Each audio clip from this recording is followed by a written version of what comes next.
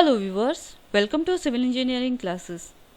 In this tutorial we are going to learn what is the difference between a simple block and a right block. Now in our previous tutorial we have already learned how to create a block. Now today we are going to learn how to create a right block and what is the difference between a simple block and a right block. So now here I am having this drawing of a bed. First I'll convert this into a simple block by using block command. Name I'll give bed.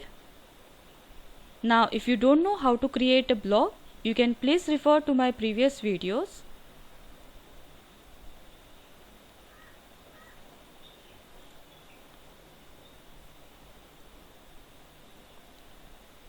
Now this object has been created or converted into a block. Now if I want to copy this or I want to insert this block again in this drawing only, then I can give insert command. Here specify bed. OK. Now if you click here, you will get this bed here or this object in this drawing.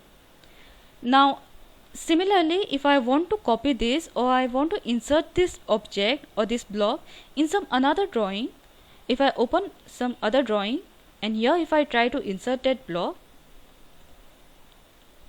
specify the name bed, say OK, you will get this: the specified file was not found because this object is not available in this drawing. This object or this block was saved only for this particular drawing only, so you won't get it in any other drawings. So if you want to use these blocks in other drawings also, then you will have to convert it into a right block. Now how to create a right block? Shortcut key for right block is W. Type W, say enter.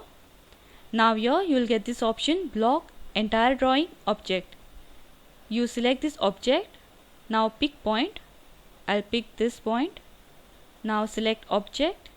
I'll select this object. Say enter. Now here there is a destination. You have to give destination. That means you have to give a destination where you save this file. I'll save this on desktop, and here you give a new name for this. Name I'll give bed and say OK. Now if you go to your desktop, here you will get this file bed. You open this, you will see this block in this file. Creating a right block means you are creating this block in a separate file.